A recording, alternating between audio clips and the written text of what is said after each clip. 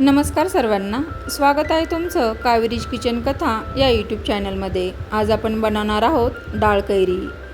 चला तर मग रेसिपीला सुरुवात करूया। इथे मी एक कैरी घेतलेली आहे। कैरी छान स्वच्छ धुवून पुसून घ्यायची आहे। कैरी ताजी असावी। कैरीची आपण साल काढून घेऊया। याप्रमाणे आपण कैरीची साल काढून घेऊया। कैरीची साल काढून झालेली आहे। आता आपण कैरी खिसून अर्धी कैरी खिसून घ्यायची आहे आणि अर्ध्या कैरीचे तुकडे करायचे आहे याप्रमाणे। पुढे मी तुम्हाला सांगणारच आहे की आपण दोन प्रकारे का कैरीचे भाग केले आहे। इथे मी भिजवलेली हरभऱ्याची डाळ घेतलेली आहे। हरभऱ्याची डाळ आपल्याला 4 ते 5 तास भिजवून घ्यायची आहे। छान अशी डाळ भिजली गेलेली आहे। जेवढी कैरी असेल त्याच्या दुप्पट भिजवलेली डाळ हरभऱ्याची घ्यायची आहे। आता मिक्सरच्या भांड्यामध्ये पाणी न घालता आपल्याला हे वाटण वाटायचं आहे। सर्वप्रथम आपण भिजवलेली हरभऱ्याची डाळ घालून घेऊया। आता त्यासोबत कैरीचे तुकडे देखील घालून घ्यायचे आहे।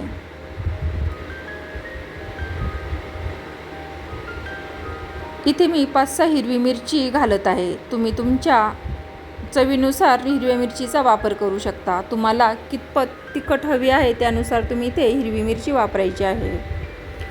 1 इंच आलं घालायचं आहे आणि 2 ते 3 चमचे ओल्या नारळाचा चव घालायचा आहे।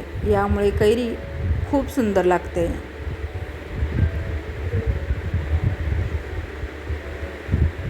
त्यासोबत चवीनुसार मीठ घालायचं आहे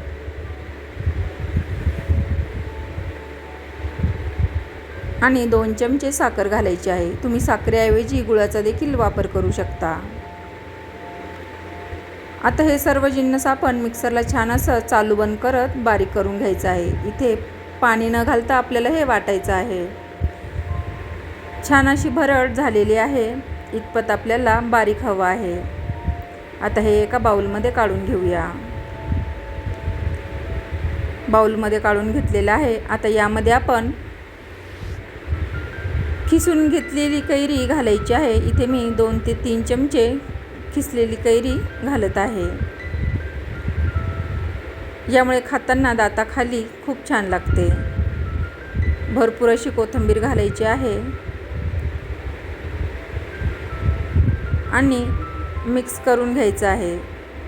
पुन्हा आपण इथे 2 चमचे ओल्या नारळाचा चव घालत आहोत। छान असं मिक्स करून घ्यायचं आहे आणि या स्टेजला डाळ कैरी टेस्ट करून पाहिजे आहे। म्हणजे आपल्याला जर मीठ साखर काही कमी जास्त झालं असेल तर आपल्याला इथे ॲड करता येईल। मला थोडंसं मीठ घालण्याची गरज आहे आणि थोडीशी साखर। आता हे छान मिक्स करून घेऊया आणि आता डाळ कैरीसाठी आपण फोडणी तयार करून घेऊया।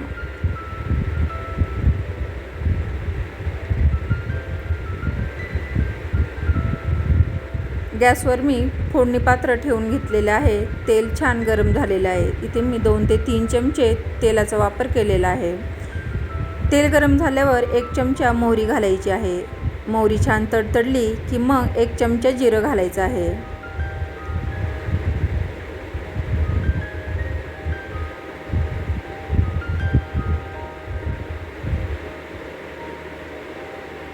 जिरं छान फुललं की यामध्ये थोडासा हिंग घालायचा आहे। हिंग घालून गॅस बंद करून घेऊया आणि 10-12 कढीपत्त्याची पाने घालायची आहे। त्यासोबत थोडीशी हळद घालून घेऊया। आता फोडणी आपल्याला गार करून घ्यायची आहे। फोडणी गार केल्याच्या नंतरच आपल्याला डाळ कैरीवर घालायची आहे। फोडणी छान थंड झाली आहे। आता आपण कैरीवर घालून घेऊया।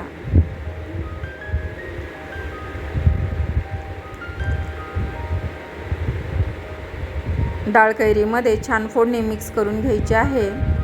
तयार आहे आपली झटपट होणारी डाळ कैरी।